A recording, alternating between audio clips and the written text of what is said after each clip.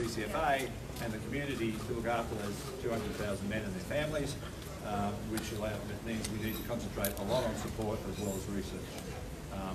We're very fortunate that we have bipartisan support for prostate cancer and prostate cancer foundation by both sides of the Parliament, and we're very pleased at the last election the funding for prostate cancer nurses, which are the primary force to help these 200,000 men, has been increased from 28 to 63, and we're very appreciative of that, and they're very much needed in the community. So thank you to the government. We appreciate your support, the Prime Minister and everybody else. With that, I'd like to invite the Prime Minister to say a few words. Well, thank you very much for the opportunity to be here once again at this wonderful event, to the Cancer Foundation CEO Jeff Dunn, its Chairman Steve Callister, to the co-chairs of the Parliamentary Friends Warren Ench and Jason Clare, who've been doing this for many years now. Can I thank you, Enchy, and Jason, for your commitment to this important event each year, but also the ongoing campaign. And as you can see in what has been talked about in terms of the nursing, for those suffering with prostate cancer, the message is getting through, the message is getting heard, and the message is being responded to. I also acknowledge Chris Bowen, who is here today as the Shadow Health Minister, and it is true to say that this is a bipartisan, multi-partisan initiative when it comes to issues of this nature. It's great to see Jim Lloyd here, a great friend of obviously the coalition, but Jim is a living reminder, with the underline on living reminder of the importance of getting the testing in place and getting the awareness levels up. And I want to thank Jim also for the great job he's been doing over a long period of time to raise awareness of these issues. Most people here, and I can say honestly at this gathering, it is a gathering of people, no doubt, with strong and loud opinions, and this group pipes up on pretty much about everything. But one thing that we often don't talk about is our own health.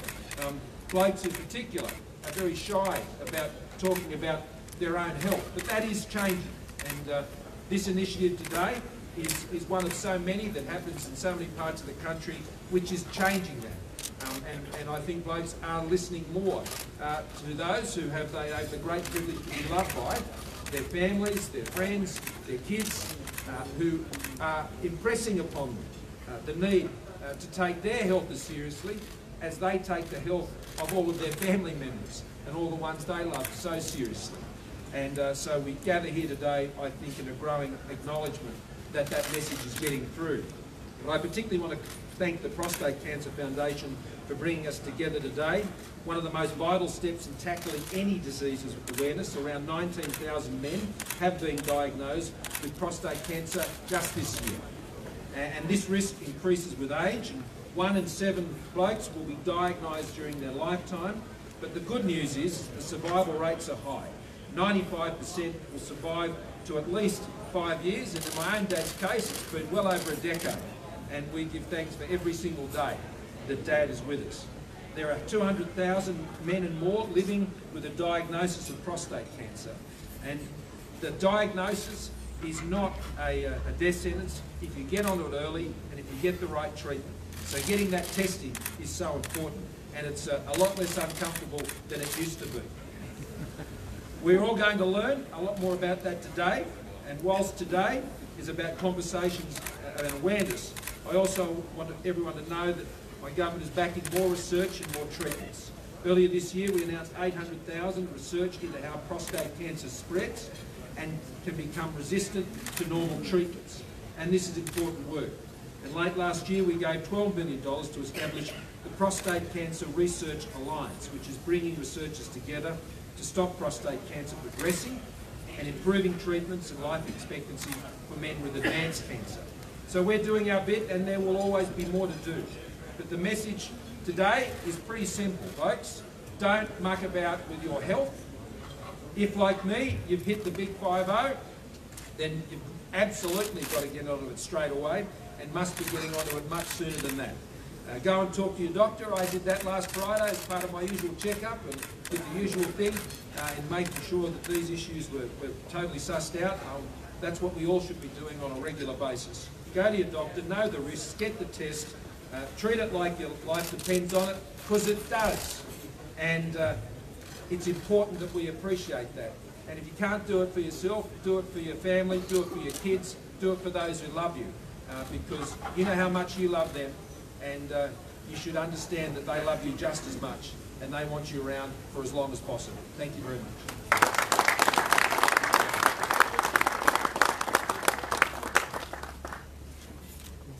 Okay, thank you very much, Prime Minister. It's very, very important that those messages get out there. And Chris Bowen, of course, is very capably filling in for Jason, Claire. Jason and I have been doing it for quite a number of years. Unfortunately, Jason is having his own little scare at the moment with the rust, and unfortunately not able to be here. But Chris has done a great job here. He's a couple of years short of the 50 mark, but nevertheless we're still testing him out just to make sure to prepare him for what he needs to do when it's 50. When he's 50. As for myself, well, I'm just marginally over it, and as the Prime Minister says, you know, there's been lots of advances here in dealing with prostate cancer, and of course in diagnostics. And as the Prime Minister said, those changes have been quite profound. Some of them just the slap of the glove, but that very small prick of a needle now, which gives you the sample that you need. And I tell you what, when it comes back and they say everything's clear, not a problem, it's a great relief. And the fact that you need it 2 years before you have to go back. So it is a great relief, and something that, as has been said earlier, it is very, very treatable. It's very, very survivable, provided you get it early. And not just for yourself, but the Prime Minister quite rightly said, it's for your families as well. And you know, quite frankly, there is no excuse. But thank you, look, this is great. This is one of the most successful barbecues that we have every year here. Jim, I've got to say to you, and we got Elbow here as well. ScoMo and Elbow standing side. How cool is that? That just shows you the strength. I know we had Greg Hunt here, and of course we got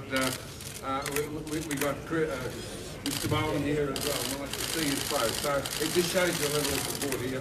Thank you very much indeed for everybody coming. And now I'm going to step aside before Elbow knocks me over.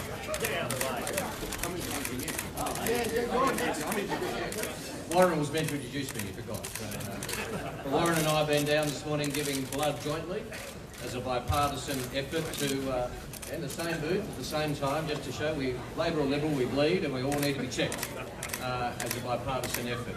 First thing I want to do is just celebrate the fact that we are on Ngunnawal and Ngambri land, and at this function note that Indigenous men and non-Indigenous men get prostate cancer at the same rate, but Indigenous men have a much lower survival rate than non-Indigenous men, and we as a country need to address that. Well, my main role is to introduce Albo, but I'm also standing in for Jason Clare. I may be the Shadow Minister for Health, but I'm actually here as the acting co-chair of the Friendship Group for my flatmate and friend Jason Clare. Jason is dealing with some skin cancer at the moment. He's going to be great, he's going to be fine. He's texting me regularly, he's giving me feedback on question time, which is very useful. As you think. He's at home, in bed, watching, sending in texts, which is very useful. But we look forward to having him back with us in a couple of weeks as he gets through this little skin cancer episode he's going through. He's going to be fine. Well, this has become, thanks to Warren and Jason and Jeff and the team, one of the most important days in our parliamentary calendar, where we all come together to show support for the 200,000 Aussie men dealing with prostate cancer, the 20,000 each year who will be diagnosed with prostate cancer, to lift the profile of research, the importance of research, to lift, most importantly, the importance of being tested, as Wazza and I have done this morning. Warren was kind enough to point out that I'm not quite at the age where you should be tested all the time. I've got a few years to go before I turn 50. I pointed out to him there's a few years over the limit this morning. But even if you're not quite 50, it's still a good idea to get checked out, which we're lifting the profile of today. And as I said this morning at the when we were being tested, as I did last year, when you get the call in the afternoon telling you you're all clear, even if you're not in the danger zone yet, it's still a relief. It's still a relief. And of course, we all are as well today lifting the profile and importance of emotional well-being and mental health for those men who are dealing with prostate cancer, which is very important, and we give the warm embrace of bipartisanship. So it's my pleasure to introduce the Labor leader, Anthony Albanese. This is a thoroughly bipartisan occasion. Just as prostate cancer doesn't choose whom it affects, nor do we discriminate in whom supports it. Alba and I were chatting yesterday about how regularly we each get checked and comparing notes on our processes for doing so. And it's great to have both the Prime Minister and the alternative Prime Minister here today. Ladies and gentlemen, the Labor leader, Anthony Albanese. Thanks very much, Chris, and I also acknowledge the traditional owners of the land on which we meet and pay my respect to their elders, past and present, to Warren and to the team involved with prostate cancer. I have been at this event every year because it's always a great Barbie, and it's a great reminder of the importance of men's health, in particular prostate cancer. I had a high reading at one stage and I get tested regularly. Fortunately, it's going okay, but I get a test every 3 months just to make sure that that's the case. And it's a reminder of the importance of us blokes in particular, who many of us are shy about engagement with medical procedures, that it makes sense. And we're reminded of that by our colleague Jason Clare, who, when I spoke to him last week, told me before his operation that he just had a mark just on his leg and went and got it checked out.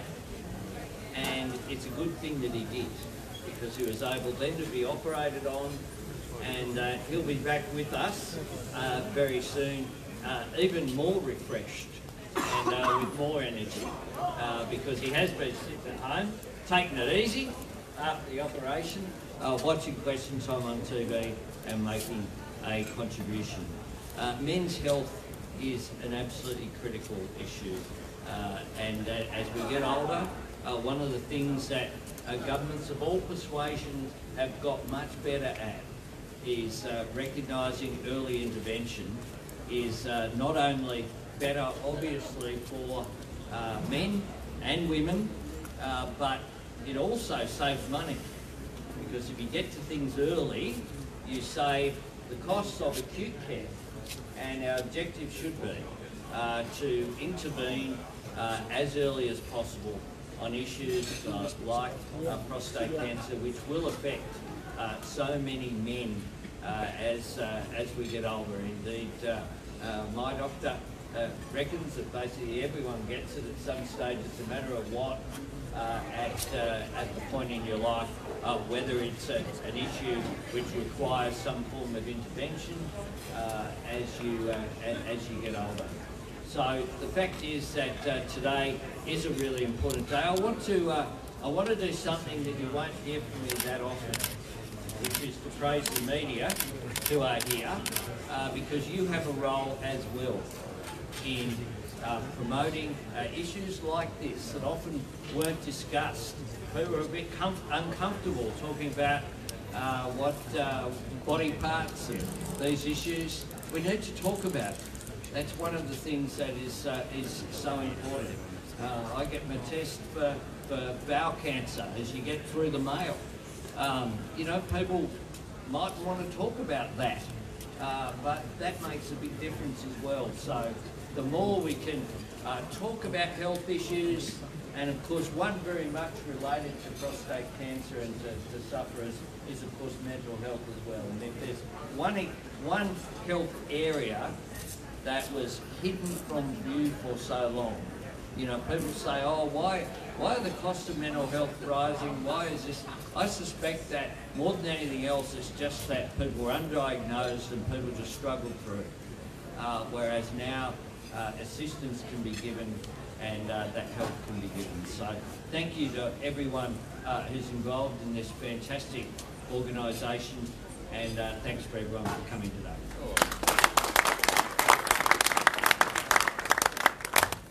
Ladies and gentlemen, Jeff Dunsmore. I serve as the CEO of the Prostate Cancer Foundation of Australia, and it's indeed my pleasure to offer a vote of thanks today to each and every one of you for being here, of course, to our Prime Minister, who has been called away, but we do thank him for being here. Can I also echo with great support the notion that prostate cancer in this place is bipartisan, and it truly is. And to both sides of the House, to all sides of the House, we do thank you for that support. To Mr Albanese, thank you very much for that. And Shadow Health Minister, thank you, Mr Wells, standing in for Jason Clare, who is one half of the convening group for the Parliamentary Friends of the Prostate Cancer Foundation of Australia. And in his absence, I thank Jason and Warren for their work in bringing the importance of prostate cancer here. Because, you know, if we are going to beat prostate cancer, it's more than just our nurses and our doctors and our institutions. It's communities, and each and every one of you as representatives of communities have a role to play in encouraging the awareness and the discussion. I must note just very briefly that yesterday was World Suicide Prevention Day. Tomorrow is Are You OK Day. Mr Albanese just spoke about the impact of psychological issues on men with prostate cancer. We can tell you that men with prostate cancer are 70% more likely to take their own lives than men in the general population. And that's a frightful figure, and that's a figure we need to address. And I'd just like to note this morning how pleased we were that the Health Minister, Mr Greg Hunt, joined with us in launching a new position statement on the psychological well-being for men with prostate cancer. And it is something that we very much must do something about, but we need each and every one of you to help us with that. Can I also, talking about beating prostate cancer as a community issue, can I acknowledge with great enthusiasm the Minerals Council of Australia. And what better day than today to announce that the Minerals Council, who employs some 250,000 Australians, joining with us, partnering with us to get those messages out through their workplaces, their communities, and their families. And Jim Lloyd's model, yes.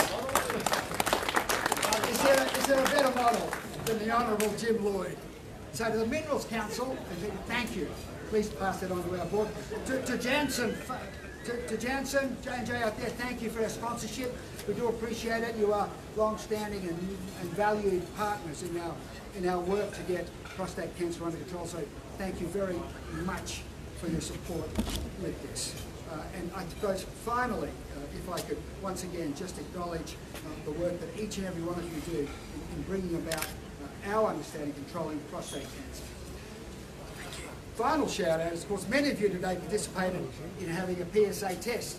It was done in accordance with our guidelines. There was a general practitioner consult, and you also walked through the stages and the risks and benefits, and this would not have been possible without our good friends at Pathology Awareness Australia. They are here today, and can I ask that you join with me in acknowledging J&J, Janssen, Minerals Council and Pathology. Ladies and gentlemen, in closing, can I just say that the Prostate Cancer Foundation of Australia's mission is to ensure that men diagnosed with prostate cancer live as long as possible after that disease. It is also our mission to make sure that men diagnosed with prostate cancer live well after that diagnosis, and today is our opportunity to join you in our efforts to get that message out. Thank you one and all. Enjoy the barbecue.